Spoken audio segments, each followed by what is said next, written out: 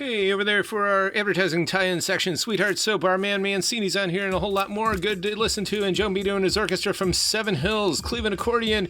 It's mint, it's interesting, there's a lot of big players on here, including Fred Zivich, who, last time I checked, he's still at the Oktoberfest, and definitely everything west of Philly all the way to Chicago. It's along the whole north coast of the U.S., it's polka country, and this was a classic that you don't see too often, but yeah, made right here in Seven Hills, Ohio, and we got some original master recordings. We do get all the old ones who like them. These are limited edition and numbered. We don't stock the new ones, but these old great ones are pretty excellent, and these are minty copies. Pete Townshend's Deep End. This is colored vinyl, 2LP, nice and heavy, limited edition as well. Steve Winwood, this is a classic from 72, and some garage rock from the Flamin' Groovies, and some newer garage rock from the Hives. Third Man Records recorded, and direct to acetate, which I know is not an easy thing. Steeler's Wheel, this is a mint LP reissue, just came out about a decade ago, and it's real nice and heavy too. And Malcolm McLaren, of course, his fashion shop is such a huge influence. We're going to have some more stuff here, shirts and more, actually, hopefully by early next week. But this came out in '85. It's very experimental. There's art rock, there's hip hop, there's samples, there's actually backwards tape, there's just about everything, even some free jazz funk, and it's a promo copy too. So that's pretty cool. And speaking of interesting punk, it's fashion, product perfect. This is futuristic, reggae tinged synth punk, and you can definitely pogo to it. The album looks beautiful, but it was definitely from that experimental period where punk could go anywhere, and that was one of the places it went, definitely. And the Clash, not many people know or realize that they were good friends of Allen Ginsberg, Steve Baders, and we're going to have some more hopefully cool Cleveland punk news related to that kind of soon. And Husker Du, New Day Rising, definitely a classic. This is a 1990 reissue, I believe. And New Math, interesting goth rock, goth wave from '81. Definitely drippy, definitely dark and interesting. Garden of Delight, They Walk Among You, and more. And Criss Cross, of course, Only One's Left is from '92, The Jump 12-inch. And Levert Casanova, Cleveland classic, is from '87.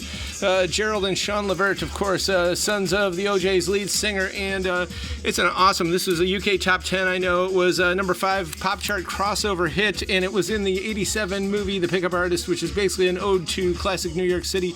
But this definitely hits all the high notes of the genre. New Jack Swing, harmonized vocals, electronic drum machine, and strong fast-forward swing beat. They even made shoes for it a few years later, back when Color Me Bad and all those other guys went onto it, but this is definitely way ahead of its time. And speaking of which, I don't know, I'm late to the party, but we're going to keep the party going because this is an awesome Ohio record. Heavy Ohio organ funk indeed. It's bread and butter in a skillet, dressed in turkey gravy, put on a platter, Southern Ohio style. Grease grooves, licking a Leslie by the Main Street Miller High Life neon shafted piston streets. It's a straight shot of Everclear funk, fresh out of the immaculate bottle, heavy as hamburger, roll a die in the casino while the cars rolling and the cufflinks clash. This is Funky Brewster on a slip and slide at the backyard family reunion in the sweltering humid heats of Ohio July. Underwater fireworks from a guitar pushed forward greatly on stage by the Go-Go Boots. Red Velvet Funk, I definitely highly super recommend it. You know we got that discotheque section, go-go funk and all that cool stuff like Booker T and the MGs, so you're going to get it. And make you an offer you can't refuse on this. We love Al Martino, of course. This came out in early 70s, 72, I believe. This is the first record that came out after he was, of course, Johnny Fantane in The Godfather. And we're really good friends with his daughter, Alice, and she just linked our story on Bret Easton Ellis, so we might have to actually link that, too. Speaking of which, early L.A., New Wave, No Wave. This is a scarce record of L.A. punks from '84, The Nobodies. And nobody really knows them, but if you're into that early 80s punk scene out on the West Coast, that's definitely one to get. Bill Nelson, some art rock from '79, and the Busboys. They mix disco, soul, and rock. They had that triumvirate, and it's mostly rock.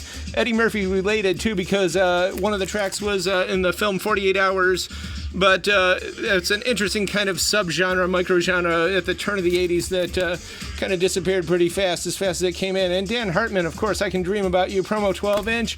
And Break Machine, Street Dance, some electro funk from '83, also a promo. And then we got some soundtracks, Running Scared, always a classic. And No Small Affair. I know that Fiona's on here. She was in a whole bunch of videos and other stuff. Chrissy Faith, Rupert Holmes, and of course lots of the Twisted Sister. Black Rain from '89. I know Iggy Pop's on here, and Ryuichi Sakamoto, Soul to Soul, UB40, and more. Death Before Dishonor from '86. It's pretty scarce. Brian May, he's the Brian May who actually scored Mad Max and Mad Max 2. He orchestrated it all on his own, which is not easy to do. And Karen Silver, '86 Disco Banger. This is a Canadian party track. Party Girl. All this and more at the current year. We do open again on Wednesday, Friday, Saturday, 11 to 6, tcyshop.com, 24/7. Definitely subscribe to our YouTube. We appreciate it. All those thumbs ups and subscriptions, etc. It helps us a lot. We are totally indie, and we are here for you. So thanks.